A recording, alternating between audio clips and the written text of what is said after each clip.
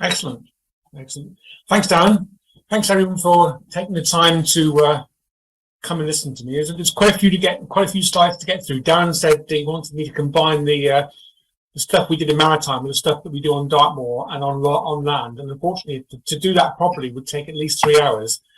So I've condensed as much as I can into quite a few slides, but hopefully they're mostly 99% pictorial with some videos in. So hopefully you won't glaze over as time goes on. My name is Bob Stone, and often get asked, even though I'm based up in Birmingham and live in Droitwich, what the hell are you guys doing down here? Coming down to Plymouth and Dartmoor and Wembury, and you'll understand all this a little bit later on. What are you doing down here? Why isn't the University of Plymouth or Exeter doing this? Well, I'm Plymouth born, bred and proud. I went to Sutton, which of course is now in Regent Street, a block of flats in Plymouth. I remember the good old days of the Westwood TV and Gus Honeybun, and I used to play in Plymouth Silver Band. So I think that's my pedigree at least, and as I say, I'm quite proud of being Plymouthians. There's no real, as you see the kind of things we've been doing, it'll come as no real surprise as to why I and my colleagues and previously my students come down and do a lot of our work down in the area. I'm an emeritus professor, which basically is a posh name for a professor who does the work but doesn't get paid for it. I took early retirement in 2009. That was a joke, because the team and I are still doing what we do.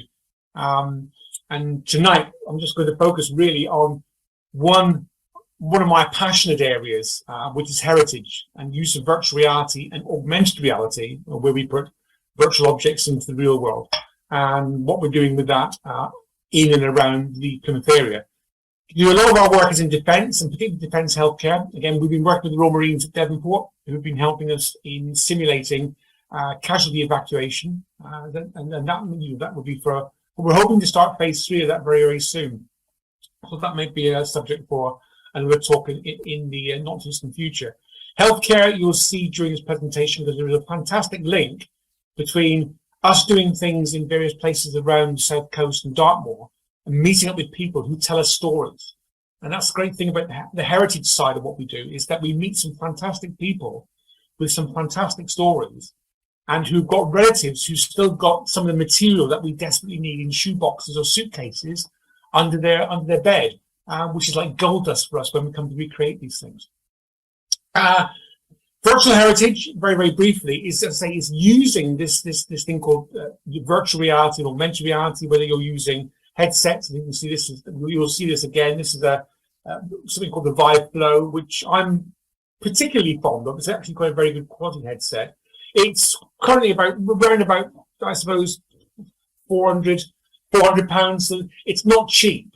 But if you go onto eBay, you'll see with some of the tech that we use, you get some very, very good discounts, very good deals.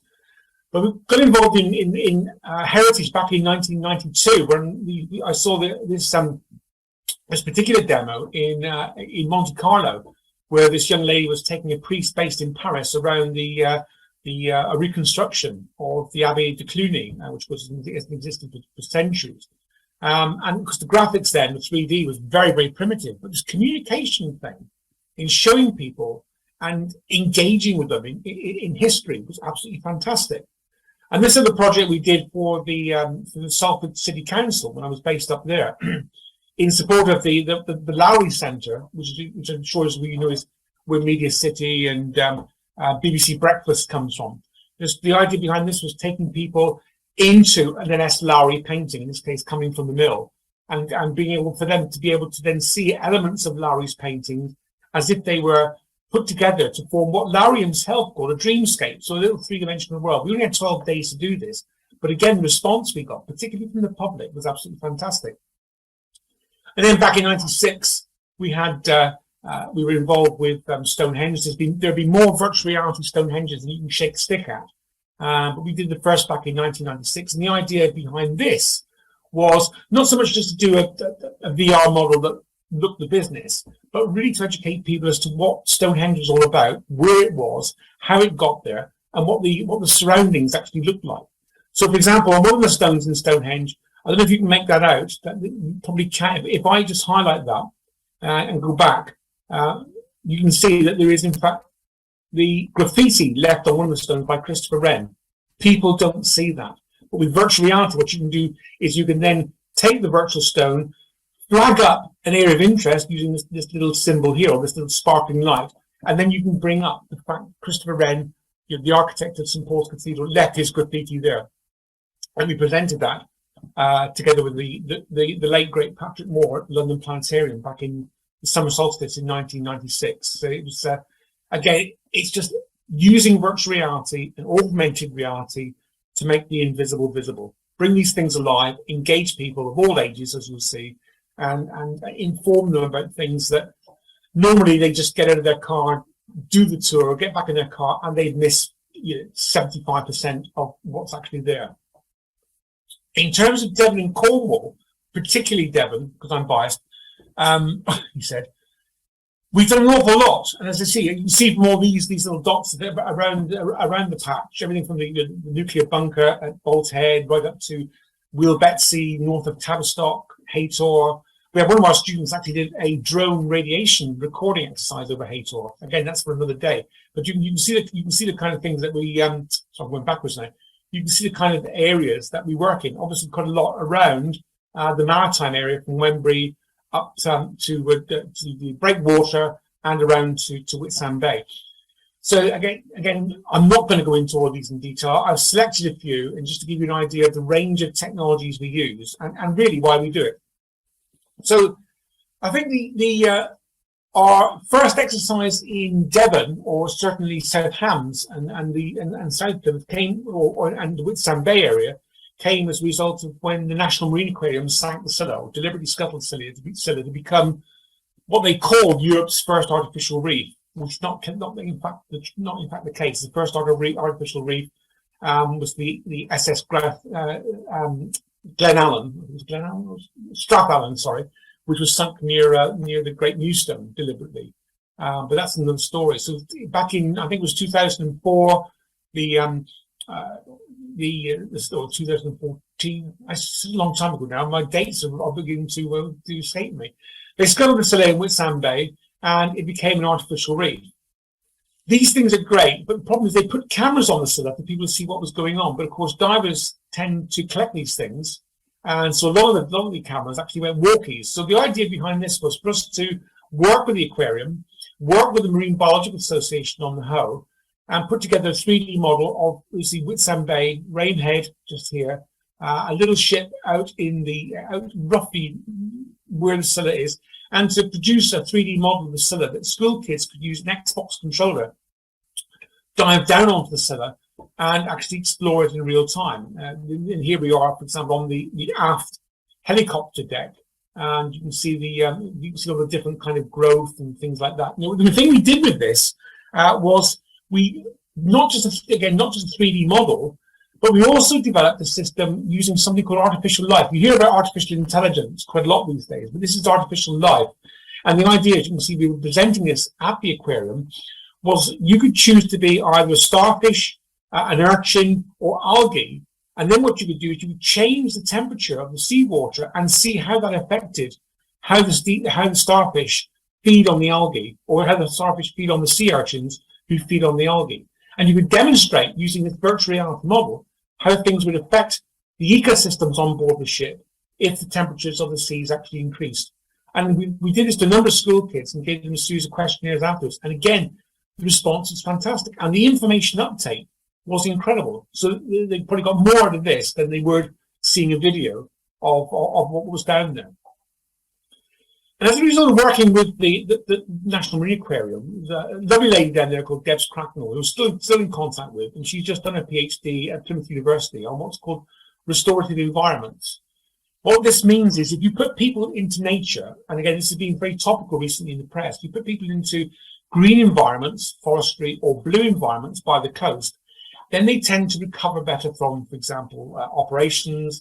Their health and their mental well-being tends to improve. And there's a lot of research behind this, particularly some of the work that was done back in the 1970s and 1980s, where it was shown that if you have a view from your hospital bed of grass or greenery or bushes or trees, you recover faster and rates will stay in hospital. as far superior to those who have just a brick wall and have no decent views whatsoever. And this is quite interesting because when you go to urban inner city hospitals like the Queen Elizabeth Hospital at Birmingham, if you're in intensive care, all you get to see is a clock.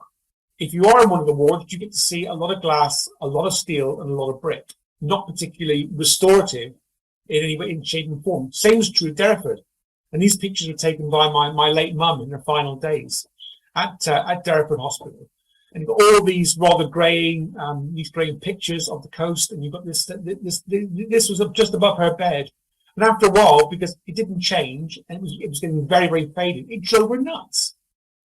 So again, for the sake of introducing virtual scenes of nature into hospital, we thought, well, maybe this has something. Maybe this has something where we could use in hospital, care homes, places where people can't or do not want to get out into the real world. So what do we do? Again, being biased, I chose two places in Devon to go to. One was Burrator Reservoir, which I'll come on to in a minute, and one was Wembury. Why Wembury? Well, I mean, it is an area of outstanding natural beauty, but it was also somewhere that my mum and dad took me when I was a toddler. So you can see here, not much has changed in terms of waist size and hair coverage, but it was definitely one of the areas that we thought would be a great way of experimenting with putting the virtual reality together.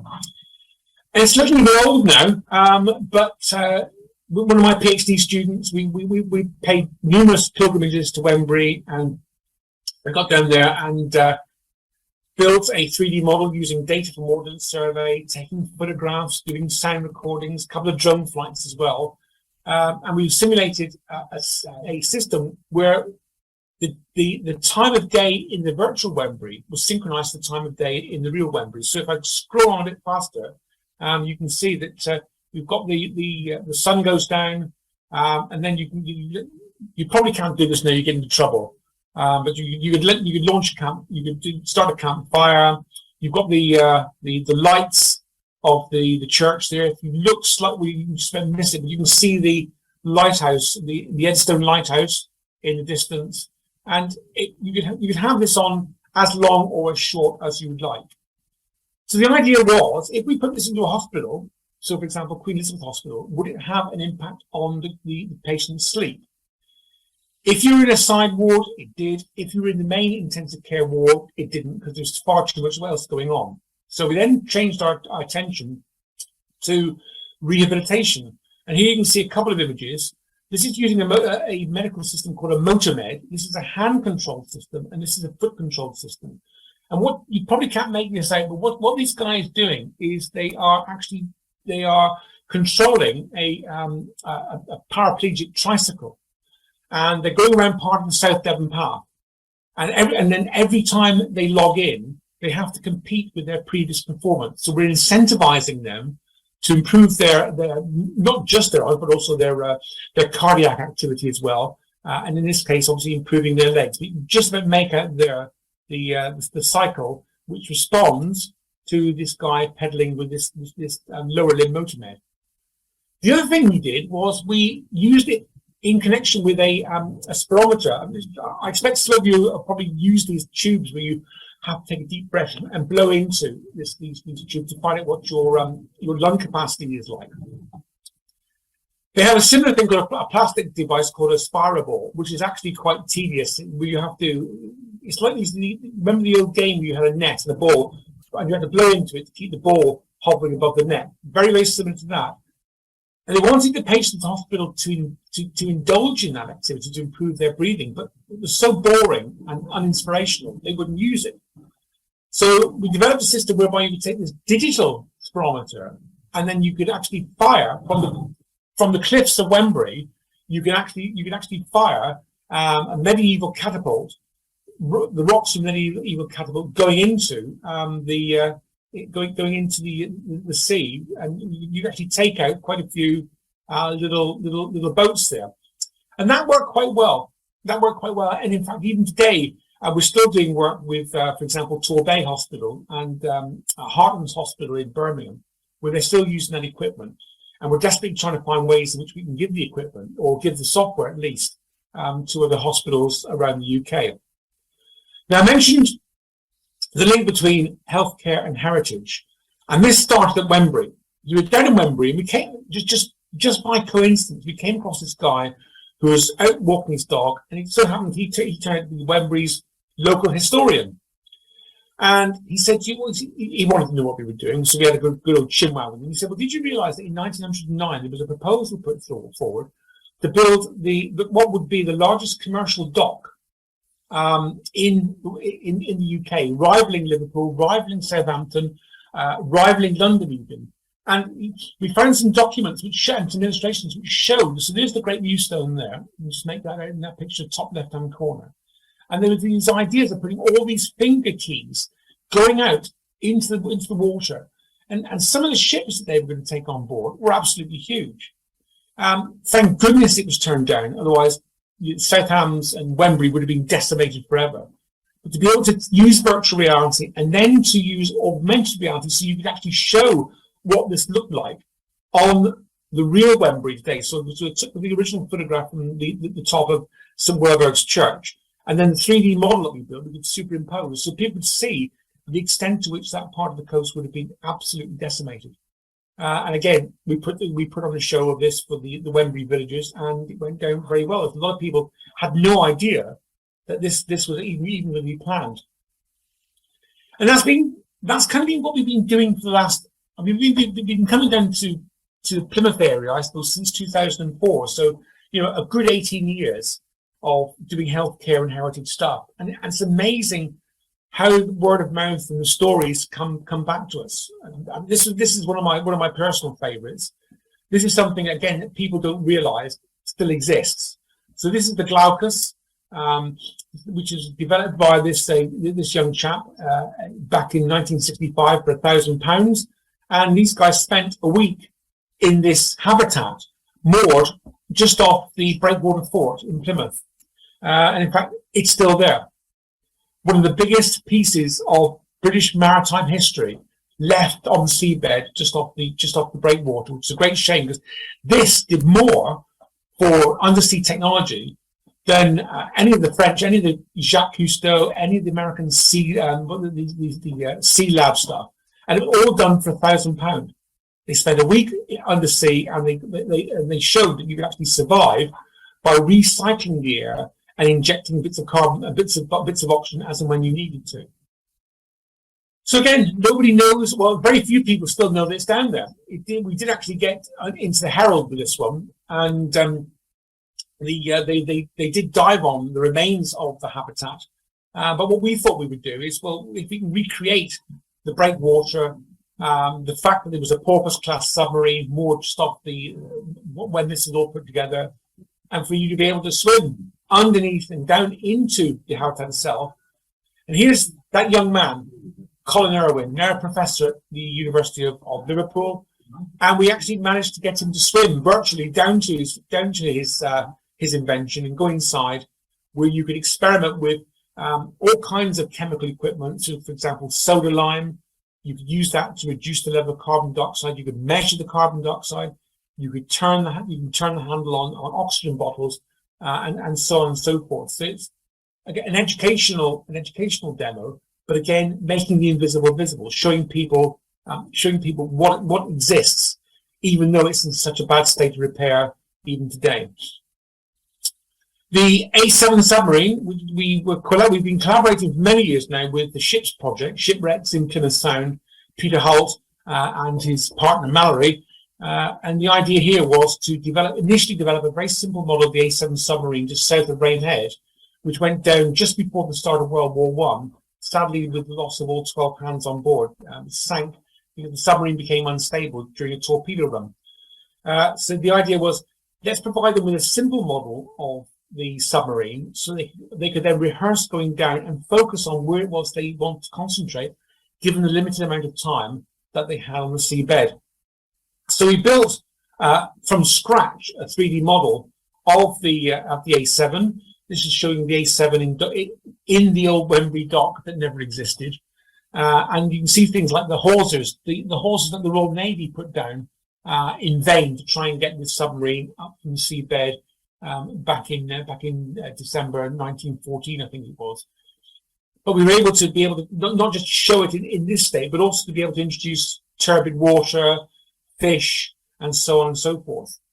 And then what we did was we improved the quality of the model based on the photographs and the video that they brought back from the actual dives. And you can probably just make out there, one of the things that they did find were there were some humongous conger eels down there. There's one little conger eel there, just aft of the bridge, which is in this case covered in nets from fishing boats. But you can see him poking his snout out there, trying to discover what was going on. So again, making the invisible visible, but also helping divers to rehearse from a safety perspective how much time they can spend down the seabed.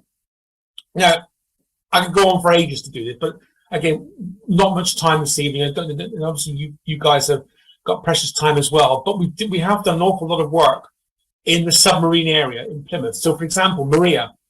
Maria was a sloop, a converted sloop back in 1774, modified by a guy called John Day. And what he did was he took this vessel and he built this compartment, which you'll see in a second when the side comes off. He built this compartment and turned it into a submarine. So he was inside this compartment. You can see that he took in a hammock. He took in a variety of other things too, which again you'll see in a second. A candle, some ship's biscuits, a bottle of water, and a clock. And he dived this thing in Firestone Bay with the aim of spending 24 hours down there. Unfortunately, it was very flimsy design, and what happened was it imploded. And despite the very best efforts of a guy called Frank, a doctor called Frank, F-R-A-N-C-K, who actually believed that John Day was in a state of suspended animation, could therefore be recovered. Of course, it was never found. And still, there is belief that there may still be artifacts down there of some description, but no one's ever actually found it. Peter Holt from the Ships Project believes he knows where it is. We're challenging him to put his money where his mouth is. Sept was one of the biggest submarines of World War II. It's French origin. It was brought over to Devonport in 1940 by the Free French who were trying to escape the onslaught of the Nazis, and it was quite controversial. Because it was moored in Devonport and kept under the very close eye of the Royal Navy, resulting in a firefight on board, which killed three of our blokes and one Frenchman. But then also on its way, I think it was on its way somewhere east of the Panama Canal in the Atlantic. It disappeared. It disappeared for an inexplicable reason. And again, to the best of my knowledge, nobody has actually found where it is. So we did this little recreation for a guy who was authoring a new book. And then briefly, these last two, again, working very closely with Devonport Dockyard, in this case with the guys at HMS Drake. We developed the first ever three-dimensional model of a T-class submarine based on HMS Trenchant, which is now sadly decommissioned.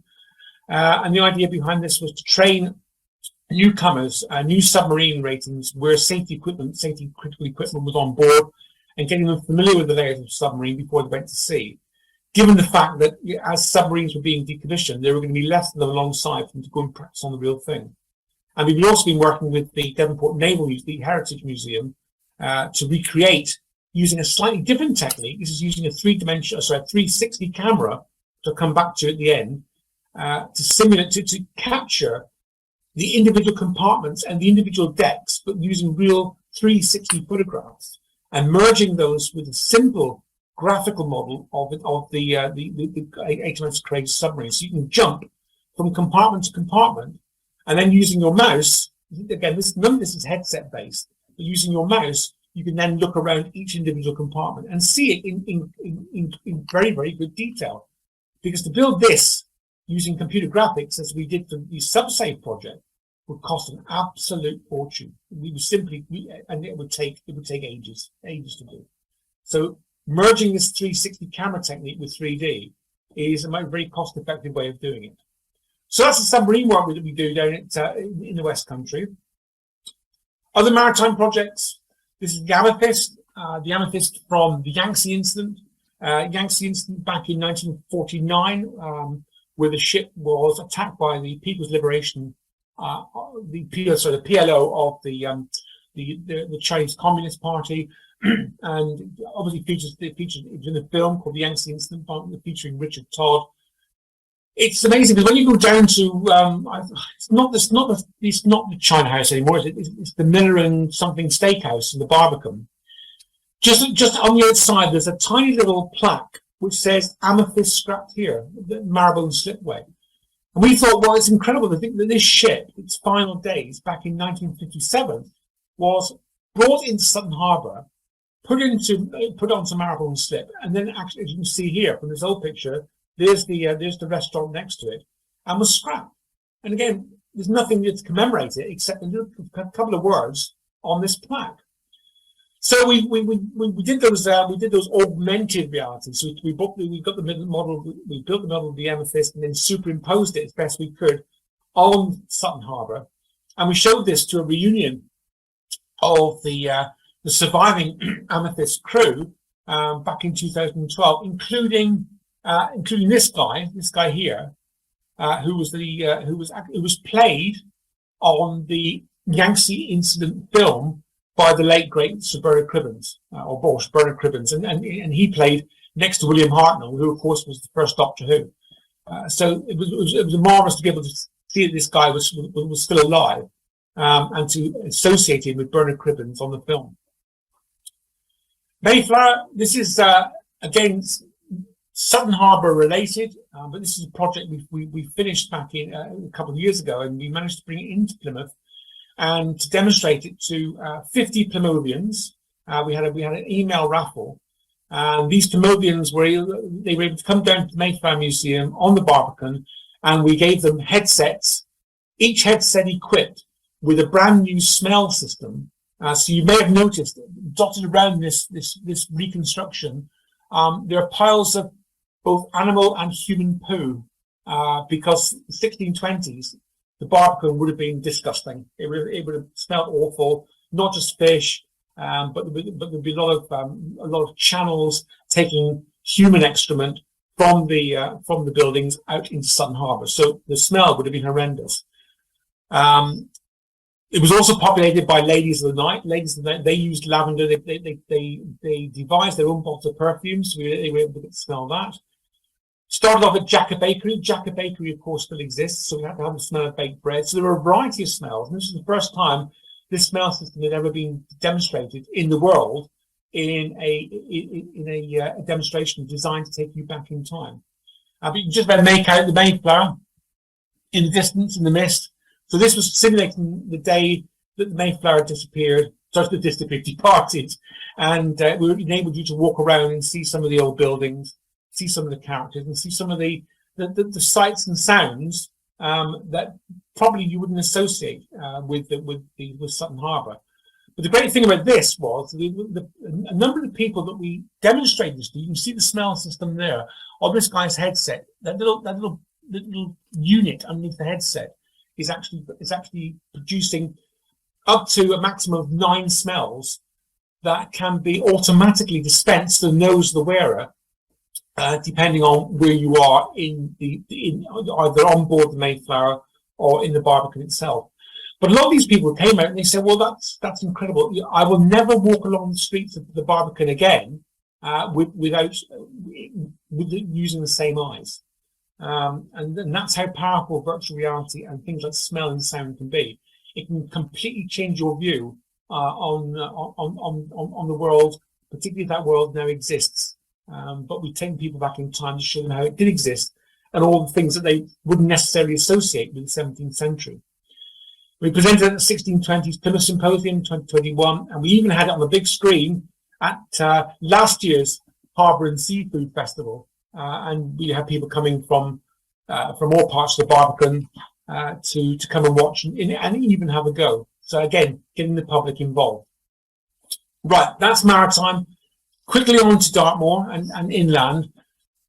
Dartmoor is very precious to me because when I was doing my A-levels many decades ago, I used to go on to Dartmoor just to chill out. It's just a fabulous place that will always be of particular importance to me. And since we've been flying drones on Dartmoor, with permission, I should stress, you can see Dartmoor in a completely different light. So this is flying. This is in between Princetown and Tavistock. This is Vixen Tor. This is a 3-dimensional reconstruction of Foggingtor Quarry that we constructed automatically from the video of a drone, just one flight of a drone doing a kind of scan pattern over the area, and we were able to recreate this three-dimensional model of Fogintor Quarry. And my favourite place of all time is the Whiteworks and Foxtor Mire, just south of Princetown. So here we are flying over Foxtor Mire. It looks so less terrifying and dangerous from the air than it does on the ground. And when you fly in certain angles with sunlight, you can see the glint of all the little tiny rivers that go through it. You can see all the patches of some of the treacherous mire that's out there. But being able to, in fact, this Fogintor there, Fogintor, you can see the lake in the middle of Fogintor, the stones, all the cottage remains, looking at Plymouth Sound just in the top left-hand corner. So being able to see Dartmoor with different eyes is just an amazing experience. And we just love going up there. It's one of the most peaceful pastimes we do.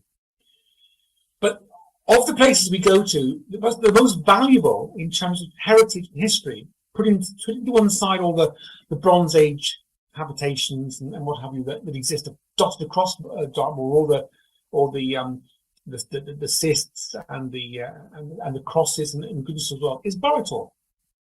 Burrator has influenced Steven Spielberg when he did Warhorse. I mean, he recognised the beauty of the place up there. This is one of the areas where I spent a lot of my time, I'd say, chilling out between A levels. And that also started off, as I mentioned earlier, as a healthcare project. It didn't go any further than healthcare because we found that at the time it was actually very difficult and very complicated to build all the different forests and the rhododendrons and all the other different things around Burrator. So we decided not to use this as a healthcare demonstration after all. But again, we started speaking with people from Southwest Water, Southwest Lakes, local historians. And all of a sudden, things came out of the bushes, literally, that we had no idea were there. So not just the lodge, but things like the old Yelverton Reservoir, which people still don't realise is stuck behind the rhododendrons, put to one side Burrator Reservoir. This is this swimming pool-like structure back from the road that comes down from the dam itself.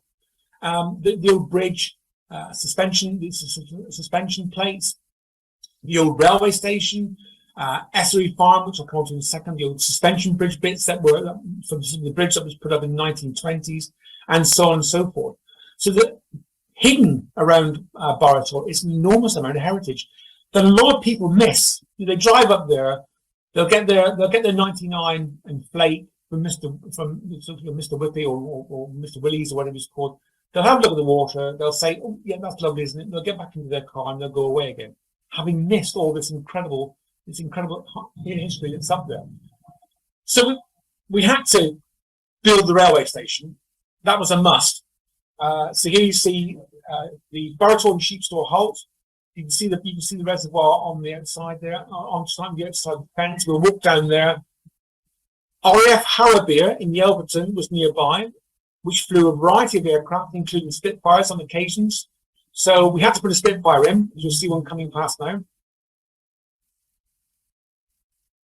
And it was one of those places that I thought, well, what would it be like if you were on Dartmoor and you were late coming off your hike, and you got to the railway station and you missed your last train? So we've got this little demo down here where you are on the railway station. You have missed your last train. We've got the sound of the steam engine whistle going off in the distance just to rub it in, and the old Wickham trolley, and it is quite eerie when you put the headset on and you stand on the platform next to the seat there. It doesn't. Some people actually bring the hairs up on your arm. And of course, Burrator being Burrator, having a dam, we had to do some augmented reality work too as well, where you have a Lancaster flying over the dam just for the sheer hell of it. But that's another story. Longstone Manor, the remains of which exist on the other side of the dam on Longstone Peninsula. Again, you can see an example here, flying a drone in a scan pattern over the remains, and then automatically generating a 3D model of the old house itself.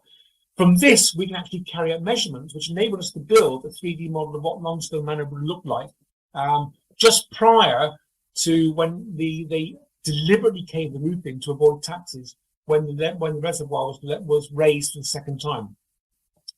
So again, lots of these dotted around the reservoir. One of the things that we wanted to find out was what's underneath. A lot of that you may have seen, for example, in the Herald, that they did it again this year, but because of the drought, it was going to expose this fantastic underwater village. You know, with a church spire that where the bell during droughts the bell will ring, and all these very spooky kind of things. Well, there's nothing like that down there. But we wanted to find out what was down there. We knew there was a Sheepstore Bridge. We knew that the road goes down from roughly where the Discovery Centre is, down past Wembury Walk across the bridge. Estuary Farm has existed, and then the road that goes from the northern side of the reservoir right across past Sheepstore itself into Sheepstore Village, roughly in the location where the other dam, just before you get to Sheepstore, is located today. So in 2016, we teamed up with a Cornish-based company called Swathe Services, who've got this fantastic autonomous or robotic vessel. And you can see it here being deployed. And you can see the sonar. That's the sonar on the vessel itself. So that tilts down, and we're carrying out a sonar survey of Burrator covering this area. So from the main dam itself, which you can't get to there because the barrier that they put across there, to roughly just before the second dam, or the Sheepstore Dam there, and over to the Longstone Peninsula. So that's the area we covered. And we took the sonar data and we converted it into a very simple virtual reality model. And what we found, comparing it to an 1800s map, was fantastic. So this is our 3D model of the sonar data that came back from that robot vessel. Here's the 1880s map. And you can see, I think you can see instantly. There's Estuary Farm. There are the foundations to Estuary Farm. That little field or that little paddock there, you can still see that. You can still trace the road. You can still see Sheepstore Bridge, Drake's Lead. Oh, sorry, that's the Meavy. That's the River Meavy. Drake's Lead coming down here on the map, and coming up here with the remains of a small clapper bridge just down there. And here's all the quarrying scars that were caused as a result of building the dam. So the one-to-one comparison between the virtual reality and the map was just absolutely stunning. And since then, we've been adding little features to it. So we've been recreating the Estuary Farm, the duck pond, which was evident from the 3D scan, Sheepstore Bridge, and even some of the remains of the truck beds for the steam cranes that they used to move the granite blocks to create the dam, which you can just about see in the distance. But the most amazing thing from this was not so much what we knew was down there, was what we didn't know was down there, and what a lot of people didn't know was down there. And that's these little blips. You can see these little blips. There's the dam.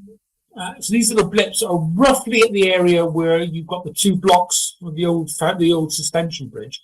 And these blips appeared to be going all the way over the reservoir to the other side. Now, we were giving a presentation at Meavy, and afterwards, this lovely lady sent me some photographs, including this one from the 1940s. And lo and behold, you may just be able to make out there are two distinct lines of round objects in the water. So there's one side of where the suspension bridge was. The suspension bridge would have come over there, but this was actually in the water sometime in the 1940s. Go into the Dartmoor archive, and it becomes evident what they were. You can see them here. Do a close up. So these are what they call Type T anti-torpedo nets that were removed from the ships in Plymouth Sound, and for about £2,500 were replaced in Burrator Reservoir back in the 1940s. So you've got these chainmail nets, literally they are 17-inch diameter chainmail nets, and these spheres which were used to keep the things buoyant. We have no idea how. We think they may have been shot to make them sink after the war. And you've got this big hawser coming out and attaching it to the blocks to which the suspension bridge was originally attached. Was there a risk of the dam being torpedoed? Possibly. This is a 1941 reconnaissance photograph by the Germans. So it actually says Stauwarte Stadt Plymouth, It's in the north, to the north of the town, between the line between Yelverton and Princetown. So again, you see the railway line up here. You can see the dam itself. Aircraft did crash. There wasn't. You can see Sheep Store here, and this is the Ju-88, which came down in 1941 and crashed on the northern side of the reservoir. Did they really carrying weapons? Yes, they were. I'm just watching. I'm on Zoom. And can I ring you back in a minute? This thing came down, and in fact, if you still go to this area, you can still by digging into the ground, you can still find remains of this aircraft. So the guys who were on board this aircraft were temporarily interned at Sheep Store Church. But yes, there were aircraft, reconnaissance, and maybe even armed aircraft patrolling the area.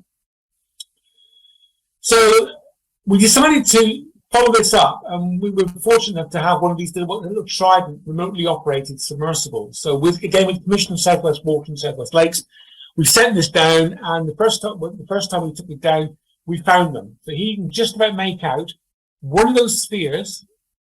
Again, remember this is 4 foot diameter, with the attachment bolt or the attachment coupling or whatever you want to call it on the top. And then after a little while later, we were able to go even further, and we discovered the actual chainmail nets themselves. So this is quite close. This is the first or the most recent drought, which is 2019, I think it was. But one of the things we wanted to do was to find out whether or not these nets, as depicted in that photograph, still went across the entire width of the reservoir. So we very recently went down again. Just make sure I stop this, because if I stop now, we managed to find that they certainly go a lot deeper than we thought. So we believe they do still go quite a way over there. But we were able to film, and this is something that Southwest Water and Southwest Lakes are really quite annoyed about. You see this little guy here. This is an American crayfish. This is an invasive species that has been released into Burrator Reservoir that they're desperately trying to get rid of. But we managed to capture one on the chainmail nets themselves, and because it was the water was much clearer, we got some much better imagery, including a little bit later on, which I'll go on to as fast as I can, again of another one of the spheres, and we were able to actually navigate around this sphere and find out the rest of the nets. So again, people have got no idea, or many people still don't realise that these things are down there and why they were put there. This is a story that I remember with Darren when I gave this story in much more detail before. This is a story that involved meetings with Barnes Wallace, the bouncing bomb, the invention of the bouncing bomb. This is stuff that is, we've got the documents, declassified documents that were top secret, talking about moving the torpedo nets from Plymouth Sound into Burrator. And there's an incredible story behind this. And just to finish off, just to let you know some of the other projects that we're doing, both down there and up here. We've recently just finished 3D scanning the Labier Tunnel, which is the Shaw Tunnel, just north of the old Great Western Railway halt at Shaw Bridge. That was quite an experience. It's about a mile long, this tunnel, and of course it curves. So that when you go, you see it curves. So when you get to the middle, roughly, you can't see either end. But because it's a cycle path now, of course, it's well lit. But I remember doing sponsored walks for the handicapped years and years ago. It was really spooky walking through that tunnel, and then 2/3 of the way through, you've got the entry into the Bickley Vale copper mine, the Phoenix copper mine, which itself goes into the side of the tunnel and goes further back in. That's somewhere, and you can tell, obviously you can tell it's a copper mine, but that's somewhere I would love to explore in the not distant future. But this is what we use for 3D scanning. It's like the drone, getting the 3D models from the drone. We can do it much faster and much cheaper than we can if we try to build this using 3D. So this is something called the Matterport. It's about a £3,000 piece of equipment, but it does something like 6 or 7 rotational steps, and that has a laser scan as you go through, and it produces quite an impressive 3D model. So you can actually walk through the entire tunnel. And you can see here, there's 177 scanning points, so 177 moves of this tripod, about 3 feet every time, to get through this tunnel to build it in complete detail. We were given permission by the guys at Kitley Caves and Yelmton, the Bastard family, Spike Bastard and his dad, Mike Bastard, would you believe? Wonderful guys. I don't know if any of you ever went to Kitley Caves. I certainly did when I was at school in Plymouth. It's been closed now, I think, for good 22 years, I would have thought. But they let us go in. We had to cancel the first trip because we came across a group of hibernating horseshoe bats.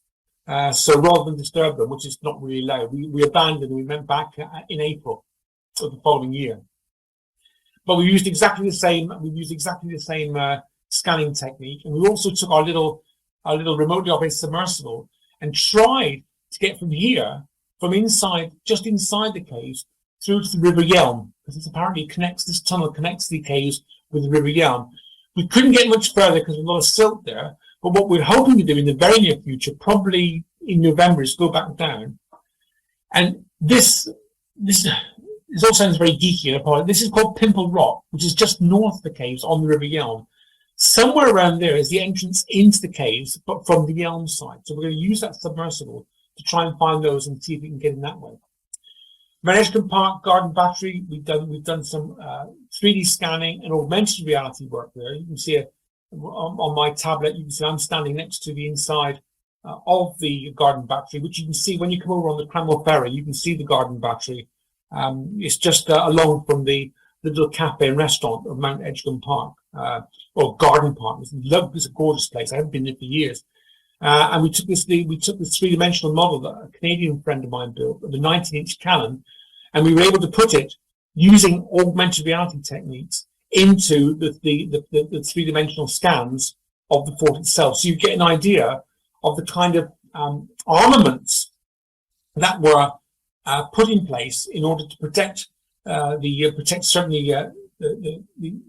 the South Yard or King William Yard from any vessels coming up past Drake's Island into the Hammers to attack the Navy at the time.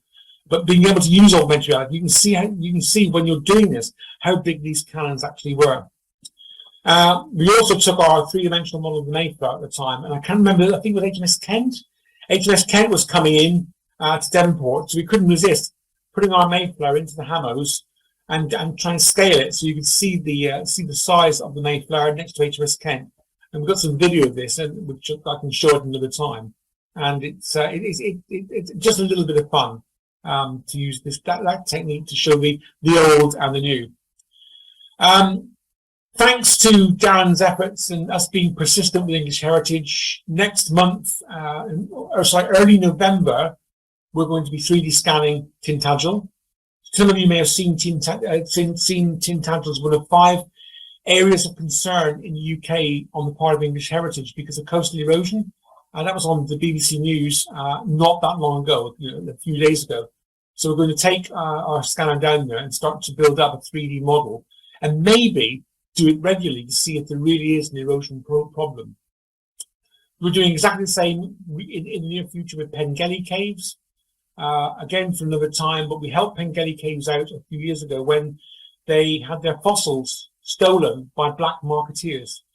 So we were able to get 3-dimensional models, all 3-dimensional scan data of the fossils that were stolen from the Natural History Museum, recreate them in virtual reality, put them into a virtual cave, but also use this to 3D print some replica fossils that they're now using in place at Pengelly Caves up in Buckfast-Lee. And I'm sworn to secrecy at the moment, but you may know where this is. But we're hoping in October to negotiate access to another high-profile cave in the vicinity of Plymouth, which I'm particularly excited about. Up here, we've got just literally five minutes from where I live now. It's an old farmhouse, which is in a really bad state. It's got some heritage lottery funding. It's going to be renovated and changed into flats. But we're working with the Worcestershire heritage people to recreate what it looked like, not just back in the early 1900s, which is what this is showing, or late 1800s, but also going back possibly to the 15th century. This has got links apparently with Catherine of Aragon. So again, and in involving ourselves with local schools, we hope to build this up. And the other project that again we're quite excited about is working with Severn Valley Railway and looking at how we can use the 360 filming technique and virtual reality, just as we did with the HMS Courageous submarine, but to give experiences to individuals, residents in local care homes who are suffering from early onset dementia. In Kidderminster, which is just north of where I live in Droitwich, there are residents who are ex-railway workers. So we're hoping to be able to take this to them again, second week of November, all being well. And what we've done is we've got 3 techniques of showing them information.